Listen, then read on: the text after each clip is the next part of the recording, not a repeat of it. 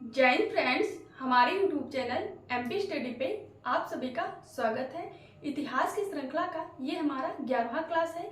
11वीं क्लास का टॉपिक है मध्य पाषाण काल। तो हमारी जो क्लासें इतनी टाइम हो रही हैं वो पाषाण काल पे हो रही हैं। तो पाषाण काल के 3 भाग पाए जाते हैं। पहला पूरा पाषाण काल, दूसरा मध्य पाषाण काल, तीसरा नवपाषाण काल। आज की क्लास का जो टॉपिक है हमारा वो है मध्य पाषाण काल। मध्य पाषाण काल पढ़ने से पहले हम लोग इसके जो पाषाण काल का विभाजन है उसको जान लेते हैं, क्योंकि मध्य पाषाण जो नाम पड़ा है वो विशेषताओं के आधार पे पड़ा है। तो जैसे कि ये है हमारा पाषाण काल, हमारा संपूर्ण पाषाण काल है। इसके 3 विभाजन है। पहला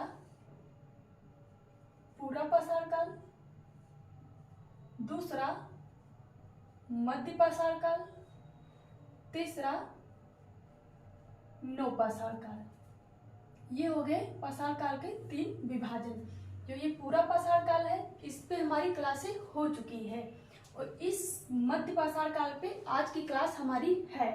तो जो ये पाषाण काल का विभाजन किए थे जॉन लुबाक महोदय ने सबसे पहले किया था पाषाण काल का विभाजन। वो किए थे पूरा पाषाण काल और नवपाषाण काल। लेकिन अन्य विद्वान आए तो इन कालों के बीच में कुछ अन्य विशेषताएं पाए, जैसे कि मध्य पाषाण काल की विशेषता क्या है कि जो ये पूरा पाषाण काल का अंतिम समय है कुछ उसकी विशेषताएं और कुछ जो नवपाषाण काल है इसके प्रारंभिक, मतलब जैसे नवपाषाण काल स्टार्ट होता उसके पहले की विशेषताएं इस काल में पाई जाती हैं। तो ये जो काल है मध्य पाषाण काल, ये काल इसीलिए इसका नाम पड़ा है मध्य पाषाण काल, क्योंकि ये पूरा पाषाण काल और नवपाषाण काल के मध्य में पाया जाता है। तो अन्य विद्वान आए देखे कि जो जॉन लुबाक महोदय ने पूरा पाषाण काल नवपाषाण काल नाम दिए हैं, इसके काल में और एक विशेषता पाई जाती है, एक और तकनीकी परिवर्तन पाया जाता है। उसी आधार पे इसको मध्य पाषाण काल नाम दिया गया, क्योंकि ये दोनों के मध्य पाया जाता है। तो इस काल में वो विशेषताएं पाई जाएंगी जो इस काल के अंतिम समय में है और नवपाषाण काल के प्रारंभिक समय में है। तो जैसे कि समझने के लिए यहाँ पे मानव क्या करता है, यहाँ पे मानव शिकार करता है, केवल शिकार करता है। नवपाषाण काल को ले ले तो नवपाषाण काल में मानव शिकार के साथ कृषि करना सीख जाता है। क्या करना सीख जाता है? तो कृषि करना सीख जाता है। तो यहाँ पे जो समय विशेषताएं देखने को आएंगी तो यहाँ पे मानव शिकार भी करते नजर आएगा और कृषि के साक्ष्य भी सीमित पैमाने पे मिलेंगे। तो इसीलिए इस काल को मिक्स विशेषताएं या संक्रमण काल नाम भी दिया जाता है, आगे हम लोग देखेंगे। तो एक बस व्यू हो गया समझने के लिए। अब हम देखते हैं इसको मध्य पाषाण काल का जो समय पीरियड है। तो मध्य पाषाण काल का जो समय पीरियड माना जाता है वो 10,000 से लेके 6,000 ईसा पूर्व माना जाता है। कहीं कहीं पे मध्य पाषाण काल का समय 10,000 से लेकर 8,000 ईसा पूर्व भी मिल सकता है। कोई घबराने की बात नहीं है, बुक में अलग अलग मिलता है। तो मध्य पाषाण काल का जो समय पीरियड है इसके अंतर्गत वो 10,000 से लेके 6,000 ईसा पूर्व या 8,000 ईसा पूर्व मिलता है अलग अलग किताबों में। ये हो गई काल की बात। इसका नाम क्या क्या है और क्यों इसका नाम पड़ा, इसकी खोज कौन किया और इसके जनक कौन है। तो अगर खोज की बात करें खोज का जो श्रेय दिया जाता है वो दिया जाता है जॉन इवांस महोदय। एक विद्वान है जिनका नाम है पुरातत्ववेत्ता, जिनका नाम है जॉन इवांस। जॉन इवांस ने खोज के श्रेय दिया जाता है मध्य पाषाण काल के। लेकिन अगर पूछा जाए कि मध्य पाषाण काल के जनक किसे कहा जाता है तो जनक का जो श्रेय दिया जाता है मध्य पाषाण काल का वो है एसी कार्लाइल महोदय। एसी कार्लाइल महोदय ने 1867 में मध्य पाषाण काल की सर्वप्रथम खोज की। कुछ किताबों में डायरेक्टली यही मिलता है और डायरेक्ट अगर बुक में पूछा जा रहा है कि मध्य पाषाण काल की खोज किसे कहा जाता है या जनक किसे कहा जाता है तो एसी कार्लाइल या आर्चिबाल्ड कार्लाइल को कह सकते हैं। लेकिन अगर जॉन इवांस है तो उन्हीं को आप टिक करेंगे, वरना एसी कार्लाइल दिया है तो यही होंगे, जनक और खोज दोनों का श्रेय दिया जाता है। तो एसी कार्लाइल ने सर्वप्रथम जो मिर्जापुर वाला क्षेत्र है इसी पर्वत श्रृंखला में सर्वप्रथम उपकरण मिले। वो उपकरण जो संबंधित थे वो थे हमारे मध्य पाषाण काल के। तो सबसे पहले मध्य पाषाण काल की खोज या जनक का श्रेय किसे दिया जाता है, तो वो दिया जाता है 1867 में एसी कार्ले महोदय को। ये हो गई इसके खोज और जनक की बात। जो विंध्या बीजापुर वाला एरिया है, विंध्यन पर्वत की श्रेणी में ही सर्वप्रथम एसी कार्ले महोदय को पाषाण उपकरण मिले थे मध्य पाषाण काल के। अब ये हो गई खोज की बात। अब बात कर लेते हैं इनके नामों की कि मध्य पाषाण काल को किन किन नामों से जाना जाता है, क्योंकि कई एग्जामों में ऐसे पूछा गया है कि नाम मध्य पाषाण काल की आप विशेषताएं जानते हैं, लेकिन नाम इनमें से उठा के दे देते हैं कि ये किस काल की विशेषता है। जैसे कि संपूर्ण मानव कंकाल मिलना किस काल की विशेषता है, धनुष बाण का व्यापक प्रयोग किस काल की विशेषता है, और चित्रकला की चित्रकर्ता जो है वो व्यापक विशेषता किस काल की है। तो मध्य पाषाण काल देंगे तो आप डायरेक्ट जान जाएंगे, लेकिन अगर इनके अन्य नाम देंगे तो उसमें आपको कठिनाई होगी, जानते हुए आपका क्वेश्चन छूट जाएगा। तो अन्य नाम की बात कर ले कि मध्य पाषाण काल को अन्य किन किन नामों से जाना जाता है, ये काफी जानना जरूरी है। तो इसको जो नाम से जाना जाता है वो कई नामों से जाना। पहला जो इसको जाना जाता है, पहला नाम इसका जो दिया गया है वो माइक्रोलिथिक एज दिया गया है। मध्य पाषाण काल को माइक्रोलिथिक एज के नाम से भी जाना जाता है। माइक्रोलिथिक नाम क्यों दिया गया, क्योंकि इस काल में जो औजारें हैं सबसे छोटी छोटी बनती हैं। छोटी छोटी क्यों बनती हैं कि इस काल में मानव जो शिकार कर रहा है वो बड़े बड़े जानवरों का नहीं कर रहा है, छोटे छोटे जानवरों का कर रहा है।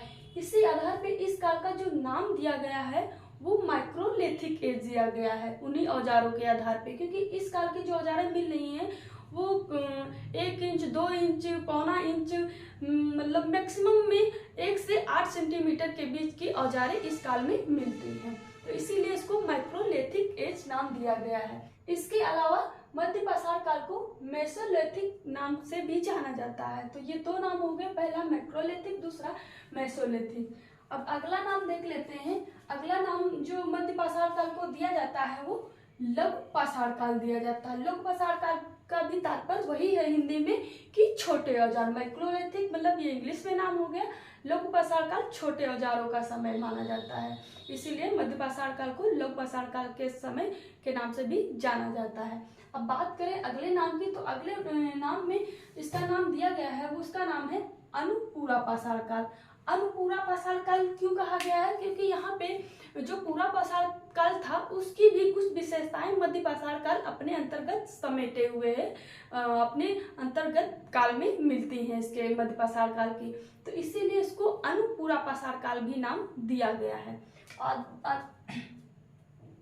आगे बात करें अन्य नाम की, तो अन्य नाम में इसको आदि नव पाषाण काल के नाम से जाना जाता है। मध्य पाषाण काल को आदि नव पाषाण काल के नाम से जाना जाता है। तो आदि नव पाषाण काल का तात्पर्य क्या है कि यहाँ पर जो आधी विशेषताएं पाई जाती हैं वो नव पाषाण काल की पाई जाती है। अभी हम लोग बात भी किए थे, इस काल में कुछ विशेषताएं पूरा पाषाण काल की पाई जाती है, कुछ नव पाषाण काल की पाई जाती हैं। तो जो पूरा पाषाण काल की पाई जाती है उसी के आधार पर इसको अनुपूरा पाषाण काल नाम दिया गया है। जो नव पाषाण काल की विशेषताएं पाई जाती है उसी के आधार पर इन्हें आदि नव पाषाण काल दिया गया है नाम। ये नाम जो है ये मध्य पाषाण काल के ही नाम है। इसके अलावा सबसे इम्पोर्टेंट नाम जो है वो इसे संक्रमण काल के नाम से भी जाना जाता है। संक्रमण काल के नाम से क्यों जाना जाता है, तो संक्रमण काल का नाम इसलिए दिया गया है इसको क्योंकि इस काल में भी वही मतलब है कि इस काल में नव पाषाण काल और पूरा पाषाण काल की जो विशेषताएं हैं, जो लक्षण हैं, दोनों इसमें मिक्स रूप में नजर आते हैं, इसीलिए इसको संक्रमण काल के नाम से भी जाना जाता है। हम देखेंगे भी कि कुछ विशेषताएं कि यहाँ पे पूरा पाषाण काल की मिल रही है, फिर नव पाषाण काल की मिल रही है, तो बड़ा कंफ्यूजिंग वाला यहाँ पे पॉइंट हो जाता है मध्य पाषाण काल में। ये हो गई हमारी नाम की बात। अगर बात कर ले कि यहाँ पे समय क्या था विशेषताओं में और यहाँ का क्या समय था, तो समय में अगर देख ले कि जो हिस्ट्री के समय से, तो हिस्ट्री के समय जो माना जाता है मध्य पाषाण काल का वो 10,000 से लेके 6,000 माना जाता है। लेकिन जो जलवायु के हिसाब से देखें या पृथ्वी की जलवायु के हिसाब से जो मध्य पाषाण काल का समय है वो है नूतन काल के अंतर्गत आता है। नूतन काल को इंग्लिश में होलोसीन पीरियड के नाम से भी जाना जाता है। और पूरा पाषाण काल जो आ रहा था वो प्रतिनूतन काल के अंतर्गत आ रहा था, और मध्य पाषाण काल जो है वो नूतन काल के अंतर्गत आ रहा है। नूतन काल की क्या विशेषता है कि इस काल की जो जलवायु थी काफी शुष्क हो गई थी, मतलब गर्म जलवायु हो चुकी थी। इतनी टाइम जो क्षेत्र में बर्फ की चादरों से क्षेत्र ढका हुआ था, जब जलवायु गर्म हो गई तो जलवायु गर्म होने के कारण बर्फ पिघल के बह गई। इससे हमारे क्षेत्र का जो भूमि क्षेत्र का उसका विस्तार पाया जाता है मध्य पाषाण काल में। तो जब ये परिवर्तन गर्म जलवायु आई तो इसमें काफी परिवर्तन नजर आए, जैसे कि यहाँ पे मध्य पाषाण काल में जो जानवर थे उनकी प्रजातियों में काफी वृद्धि देखी गई। तो जो जलवायु परिवर्तन हुआ मध्य पाषाण काल में उसकी महत्वपूर्ण भूमिका ये रही, उसका परिणाम ये रहा कि इस काल में जलवायु परिवर्तन के कारण, गर्म जलवायु के कारण ही मानव की जो जनसंख्या थी उसमें वृद्धि देखी गई और जीव जंतुओं की जो प्रजाति थी उनमें वृद्धि देखी गई। और इससे ही क्षेत्र का विस्तार हुआ, क्योंकि जहाँ पे बर्फ थी आज वहाँ पे बर्फ गल के निकल गई, हट गई, तो वहाँ पे क्षेत्र का विस्तार हो गया। तो ये हुआ जो नूतन काल की जलवायु का लक्षण। और इसको हिमयुग जो कहा जाता है। नूतन काल में हिमयुग जो था जिसमें पूरी पृथ्वी बर्फ से ढकी रहती थी, यहाँ तक आते आते नूतन काल तक बर्फ पूरी तरह पिघल गई थी। तो जो समय पीरियड है जलवायु के हिसाब से मध्य पाषाण काल का वो नूतन काल है। नूतन काल का जो पीरियड माना जाता है वो 8000 बीसी के आसपास माना जाता है। 8 से 10,000 बीसी के आसपास, 8000 से लेकर 10,000 बीसी के आसपास नूतन या होलोसीन पीरियड का समय पीरियड माना जाता है। अब बात कर ले इस समय कि मानव कौन से पत्थर प्रयोग करता था। तो पत्थर की बात करें, जो पत्थर हमारे पूरा पाषाण काल में चले आ रहे थे उस पे भी मानव औजार बना रहा है, लेकिन कुछ नए पत्थर आ जाते हैं। तो जैसे कि पत्थर की अगर हम बात करें तो पत्थर में क्वार्टजाइट पत्थर हमारे पूरा पाषाण काल से ही मानव इस पे औजार बना रहा था। इसके अलावा चार्ट और जेस्पर पे भी मानव पूरा पाषाण काल पे भी औजार बना रहा था। यहाँ पे नए पत्थर जो नजर आते हैं वो मोस्ट इम्पॉर्टेंट है। पहला कर्नेलियस पत्थर, दूसरा स्टेफिट पत्थर, तीसरा एगट पत्थर। ये पत्थर जो है मध्य पाषाण काल के न्यू पत्थर मिल रहे हैं। इसके अलावा चैल्सिडनी या फिर कैल्सिडनी पत्थर जो है वो महत्वपूर्ण है। ये पत्थर मिल सकते हैं, लेकिन ये पत्थर उतने महत्वपूर्ण नहीं है, क्योंकि ये पत्थर पूरा पाषाण काल में भी मानव प्रयोग कर रहे हैं। लेकिन इस काल में जो नए पत्थर नजर आते हैं वो है कर्नेलियस पत्थर, दूसरा स्टेफिट पत्थर, तीसरा एगट पत्थर और चौथा चार्ल्स डेनी पत्थर। चार्ल्स डेनी या कैल्सिडेनी के नाम से भी ये मिल सकते हैं। तो जो महत्वपूर्ण पत्थर हैं या महत्वपूर्ण विशेषताएं हैं मध्य पाषाण काल की, वो ये वाले पत्थर हैं, कर्नेलियस पत्थर, स्टेफिट पत्थर और एगट पत्थर और चार्ल्स डेनी पत्थर या कैल्सिडेनी पत्थर। तो ये हो गए पत्थर जिनसे मानव औजार बनाता था। औजार जो बना रहा है मानव यहाँ पे बहुत छोटे छोटे बना रहा है, और उसके रीजन है क्यों छोटे बना रहे हैं आगे हम लोग बात करेंगे। अगर हम उपकरण की बात करें कि उपकरण कौन कौन से हैं मध्य पाषाण काल के, तो उपकरण की मध्य पाषाण काल में मानव कौन कौन से उपकरण प्रयोग करता था। तो पूरा पाषाण काल में जो उपकरण बन रहे थे मानव उन उपकरणों का भी प्रयोग कर रहा है, जैसे क्लीवर, बेदनी, पॉइंट इत्यादि का प्रयोग भी मानव कर रहा है। लेकिन इस काल में विशेष प्रकार के अन्य औजार देखने के मिले जो पूरा पाषाण काल में थे ही नहीं, जिनका कोई एविडेंस ही नहीं। यहाँ पे वो औजार देखने को मिलते हैं या साक्ष्य में मिलते हैं।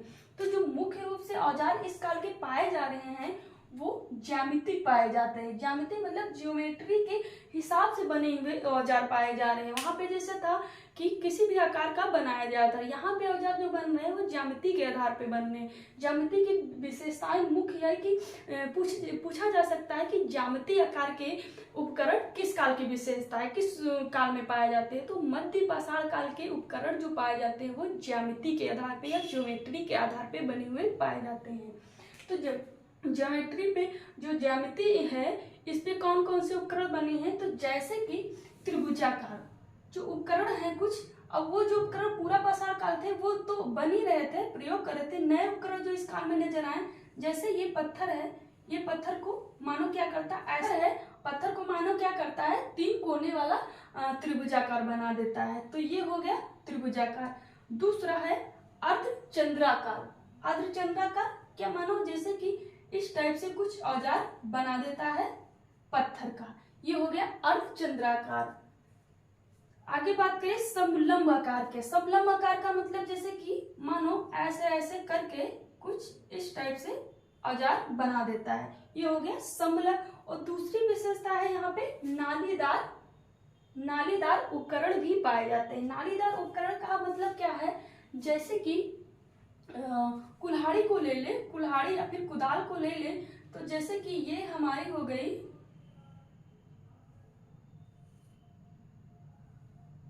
कुल्हाड़ी हो गई।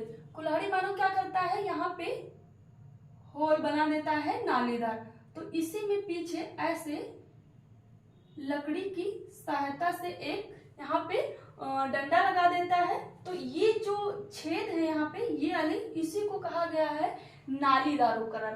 यहाँ पे ये किसी भी संदर्भ में प्रयोग कर सकता है, जैसे कि तीर और कमान यूज करता था, उसमें भी मानो इसी टाइप से नालीदार उपकरण। नालीदार का संदर्भ है कि जो इसी प्रकार उसमें उपकरणों के बीच में होल छोड़ दिया जाता था, उसी में लकड़ी या फिर हड्डी का प्रयोग करके मानो उस औजार का प्रयोग करता था, उसी संदर्भ में यहाँ पे नालीदार उपकरण के संदर्भ में शब्द आया है।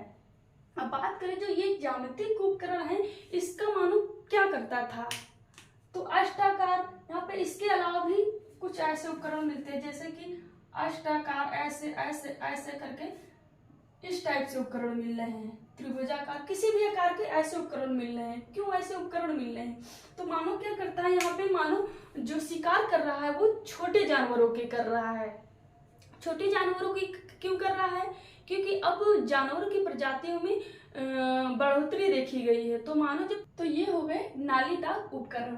उपकरण देख लेते हैं कैसे यूज करता था। मानो अगर ज्यामिति वाले उपकरण जो हैं, जैसे कि त्रिभुजाकार है, त्रिभुजाकार मानो क्या करता है कि अब मानो जो फेंक के शिकार करता था, तो मानो क्या करता है, त्रिभुजाकार है, जैसे कि अगर इस त्रिभुजाकार को मानो फेंक के किसी भी पशु पे मारेगा, तो ये कोई भी कोना जाके पशु को लग जाएगा, पशु घायल हो जाएगा, ये लोग अपना शिकार कर लेंगे। यही हाल है अर्धचंद्राकार। अर्धचंद्राकार में अगर मानो फेंक के किसी भी जीव को, जंतु को मार रहा है, तो इसमें से कोई भी कोना जाके लग जाएगा, आराम से वो शिकार कर लेगा। इसमें भी 4 समलंब में हो जाएंगे, 4 भुजाएं हो जाएंगी, 4 कोने हो जाएंगे, तो वो भी फेंक के मारेगा, वो भी कोई ना कोई कोना जाके जानवरों को लग जाएगा। इसके अलावा षष्ठभुजाकार, अष्टभुजाकार भी औजार ज्यामिति के आधार पर मध्य पाषाण काल में मिलते हैं। यहाँ की विशेषता क्या है कि मध्य पाषाण काल के जो औजार हैं वो काफी छोटे पाए जाते हैं। कितने छोटे पाए जाते हैं, तो जैसे कि 1 से लेकर 8 सेंटीमीटर तक के औजार पाए जाते हैं मध्य पाषाण काल के। कितने पाए जाते हैं, 1 से 8 सेंटीमीटर तक। अब इस काल में छोटे औजार क्यों पाए जाते हैं, क्योंकि मानो इस टाइम तक आते आते बड़े पशुओं का शिकार नहीं कर रहा है, जलवायु अनुकूल हो गई है, गर्म हो गई है, तो जो जानवर थे पहले, वो बड़े बड़े जानवर थे, तो उसकी मजबूरी थी कि बड़े जानवरों का ही शिकार करेगा। लेकिन जलवायु परिवर्तन के कारण जिन जंतुओं की प्रजातियों में बढ़ोतरी देखी गई, इससे क्या लाभ हुआ कि मानो अब छोटे छोटे जानवरों का शिकार करता है, जैसे खरगोश है, बकरी है, जो छोटे जानवर है उनका शिकार मध्य पाषाण काल में करने लगता है। इसीलिए जो औजार भी बने हैं वो छोटे छोटे बने हैं। इसके अलावा जो धनुष, बाण और तीर होते हैं, तीर, धनुष, बाण, ये उपकरण हमारे मध्य पाषाण काल में व्यापक रूप से प्रयोग किए गए हैं। मानो क्या करता है, ये छोटे छोटे औजारों को जो पत्थर के होते थे, वो लकड़ी या जो तीर होते थे उनकी नोक पे बांधा जाता था, नोक पे बांधा जाता था, और इससे मानो खींच के मारता था पशु पे, तो वो पशु को जाके लग जाते थे। तो ये जो तीर है, धनुष है, ये भी छोटे छोटे रहते हैं। धनुष जैसे बड़ा है, लेकिन तीर उसमें जो आगे पत्थर, अब तो लोहा का लगा होता है, लेकिन पहले पत्थर लगा होता, तो पत्थर ज्यादा बड़ा नहीं होता था, ज्यादा बड़ा हो जाएगा तो दूर जा नहीं पाएगा। तो इसीलिए जो भी औजार हैं यहाँ पे छोटे छोटे ही बनाए गए हैं, इसीलिए इसको माइक्रोलिथिक या लघु पाषाण काल नाम दिया गया है। अब मध्य पाषाण काल की अगली विशेषता देख लेते हैं, वो है तकनीकी। मध्य पाषाण काल में तकनीक कौन सी थी? तो मध्य पाषाण काल की विशेषता है कि मध्य पाषाण काल की जो तकनीकी थी वो प्रेक्षा पास तकनीक थी। कौन सी तकनीक थी? तो प्रेक्षा पास तकनीक थी। ये पूछा भी गया है एनटीए के द्वारा यूजीसी नेट में कि प्रेक्षा पास तकनीक विशेषता किस काल की है? तो मध्य पाषाण काल की है। प्रेक्षा पास तकनीक की क्या विशेषता है कि इस काल में औजार जो मानव मारता था वो खींच के मारता था या फेंक के मारता था। जैसे कि तीर को ले ले, धनुष बाण से तीर मारता है तो वो खींच के मारता है, इसीलिए मतलब प्रेक्षेपास्त्र का ही मतलब है मतलब फेंक के मारना या खींच के मारना। इस टाइप से इस संदर्भ में प्रेक्षापास्त्र तकनीक का प्रयोग लगा सकते हैं। तो जैसे कि ये धनुष बाण हो गया, धनुष बाण और गुलेल भी जो मारी जाती है वो खींच के ही मारी जाती है। तो प्रेक्षापास तकनीक के अनुसार धनुष बाण तीर आ जाएंगे और गुलेल आ जाएंगे, जिससे मानो खींच के औजार। जैसे कि यहाँ पे जो ज्यामितीय उपकरण है वो भी मानो फेंक के ही मारता है, लेकिन वो हाथ से मारता है। यहाँ पे धनुष से मारता है या फिर गुलेल की सहायता से पत्थर भी फेंक के मारे जाते हैं।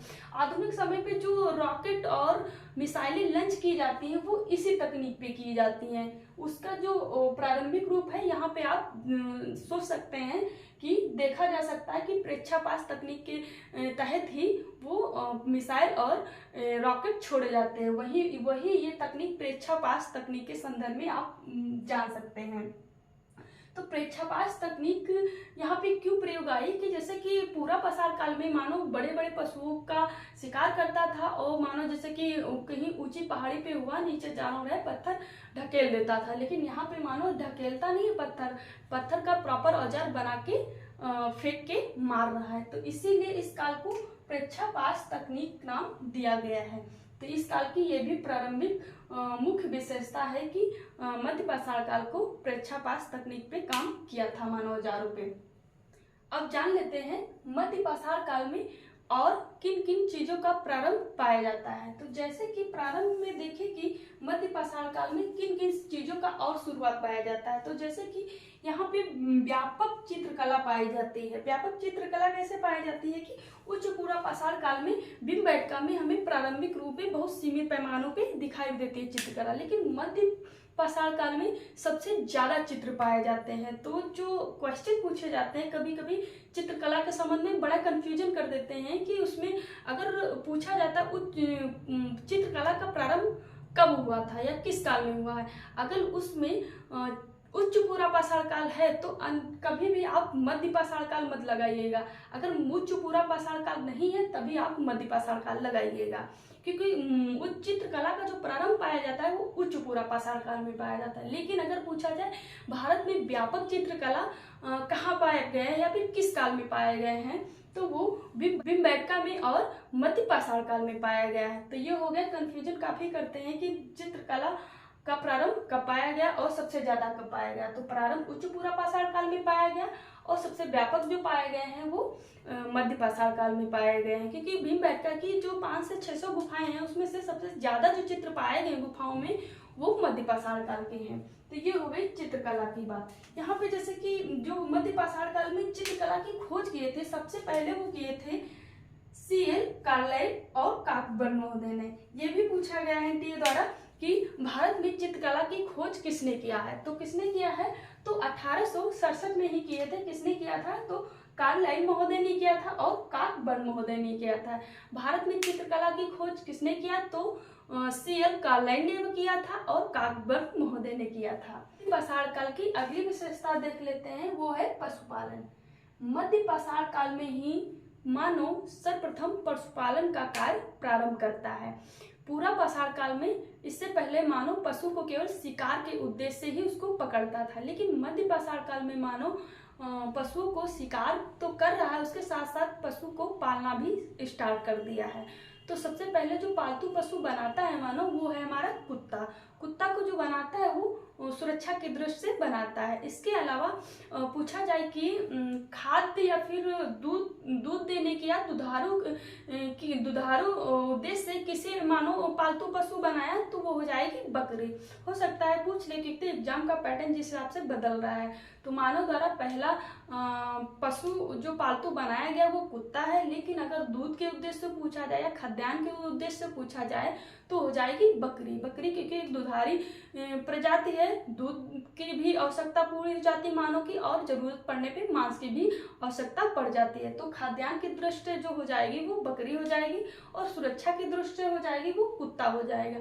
अगर डायरेक्ट ऐसे ही पूछ लेता है कि मानव द्वारा बनाया गया पहला पशु क्या है, तो वो कुत्ता ही रहेगा। खाद्यान्न की दृष्टि से पूछा जाए तो बकरी हो जाएगी। इसके अलावा हम जान लेते हैं आखिर पशुपालन का एविडेंस कहाँ से मिला। तो 2 स्थल हैं। पहला एमपी का आदमगढ़ है, दूसरा है राजस्थान का बागोर।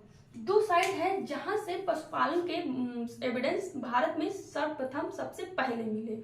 अगर पूछा जाए कि पशुपालन के एविडेंस सर्वप्रथम किस काल से मिले और कहां से मिले, तो भारत में सबसे पहले पशुपालन के साक्ष्य मध्य पाषाण काल से मिले। और किस पूरा स्तर से मिले हैं, तो एमपी के आदमगढ़ से मिले हैं, दूसरा बागोर राजस्थान से मिले हैं। 2 साइटें हैं जहां से पशुपालन के साक्ष्य मिलते हैं।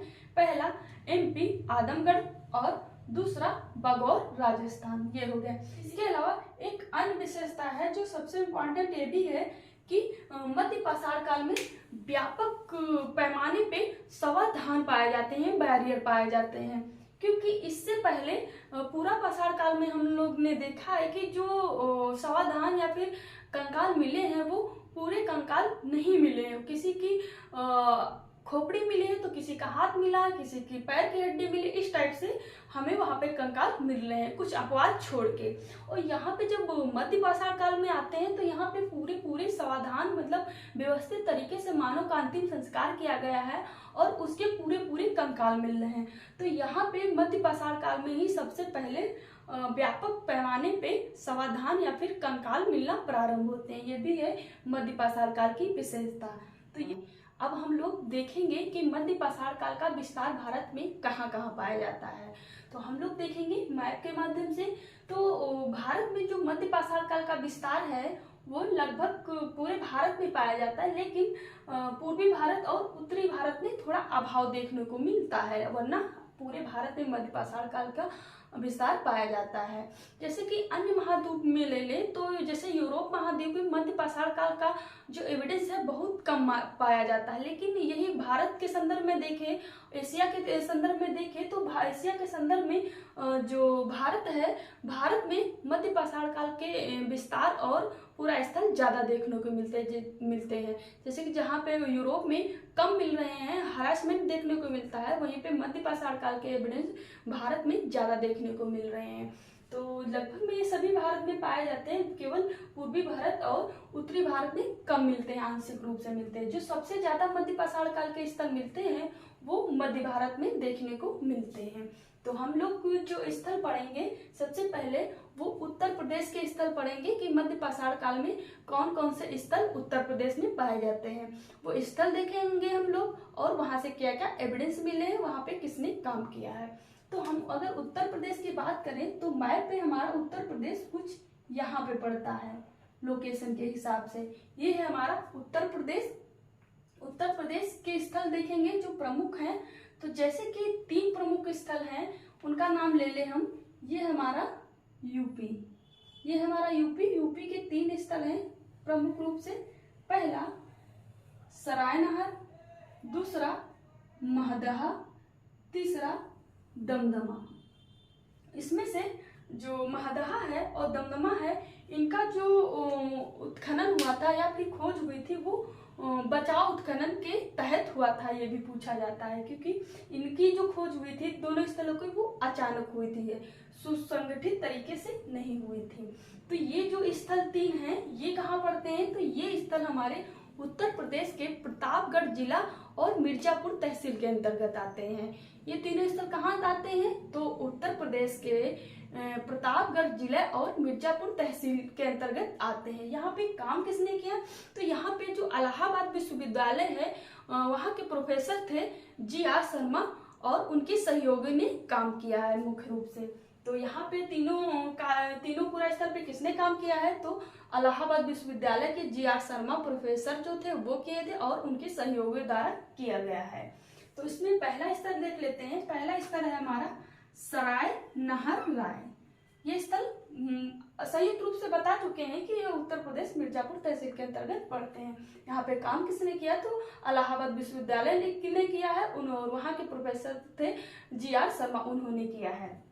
अगर बात करें यहाँ पे सराय नहर राय की, तो यहाँ पे एविडेंस क्या क्या मिले और इसका समय क्या था। तो सराय नहर का जो समय है वो 8000 BC माना जाता है। इससे सबसे प्राचीन स्थल माना जाता है मध्य पाषाण काल का, लेकिन अभी तक माना जाता था। लेकिन इससे पहले आंध्र प्रदेश का है ज्वालापुरम 9। क्या नाम है, ज्वालापुरम 9। ज्वालापुरम 9 इससे भी पुराना है। ज्वालापुरम की जो डेटिंग आई है वो लगभग में 35,000 ईसा पूर्व आई है, और सराय नहर की जो डेटिंग है वो 8,000 ईसा पूर्व है। तो जो अभी तक माना जा रहा था वो सराय नहर राय को ही माना जा रहा था सबसे प्राचीन स्थल। लेकिन अगर ऑप्शन में ज्वालापुरम 9 मिल जाता है कि मध्य पाषाण काल का सबसे प्राचीन स्थल कौन सा है, तो ज्वालापुरम 9 है। अगर ज्वालापुरम 9 नहीं है तो सराय नहर राय को ही माना जाएगा सबसे प्राचीन स्थल मध्य पाषाण काल का। तो ये हो गई समय की बात। और यहाँ से एविडेंस के रूप में क्या मिला, तो एविडेंस के रूप में यहाँ पे 37 समाधान मिले हैं, क्योंकि यहाँ पे इस काल की विशेषताएं थी कि यहाँ पे मध्य पाषाण काल में सबसे ज्यादा व्यापक पैमाने पे समाधान पाए जाते हैं। तो सराय नहर में जो समाधान पाए गए हैं वो 37 समाधान पाए गए हैं, 37 समाधान पाए गए हैं। उसमें से इन 37 समाधानों में से एक कब्र है, उस कब्र में 4 कंकाल हैं।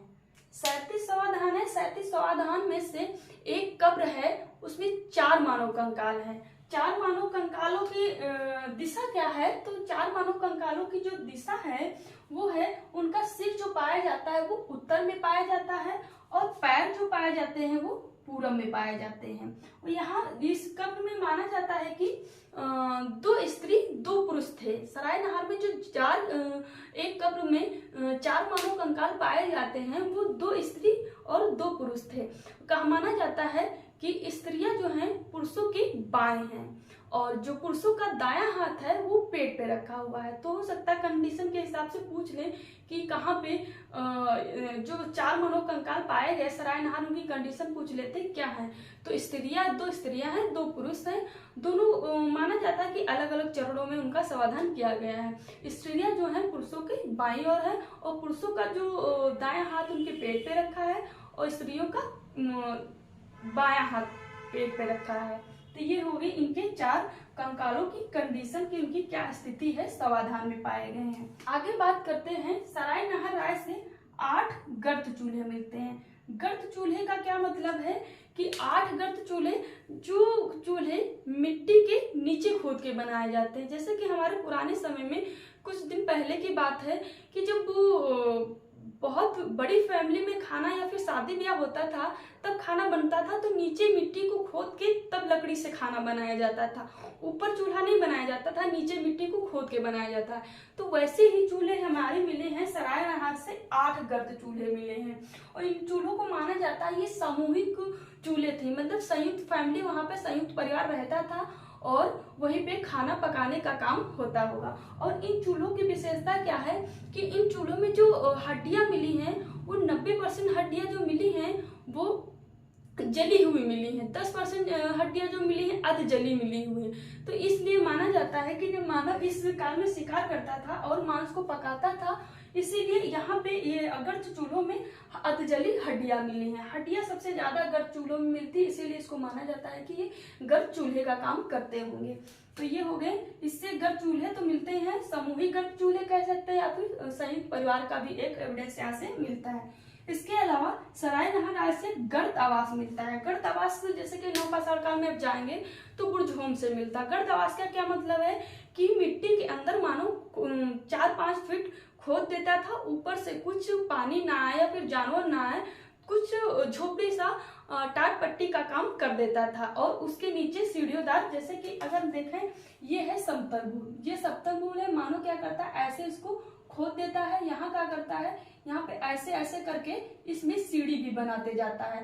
तो मानो क्या करता है, यहाँ से आता है और इन सीढ़ियों से उतरते उतरते हुए जमीन के अंदर, इन्हीं को ही गर्तावास कहते हैं। ये समतल भूमि हो गई, ये सीढ़ियां बना दिया, मानो इसी से उतर आता है, नीचे रहता है, तो इन्हीं को ही गर्तवास कहा गया, जो मिट्टी के नीचे बने, ना कि ऊपर। ये गर्तवास हो गया। इसके अलावा सराय नहर राय की खोज की बात कर ली जाए तो सराय नहर की जो खोज है तो वो किए थे केसी ओझा। कब किए थे, तो 1969 में किए थे।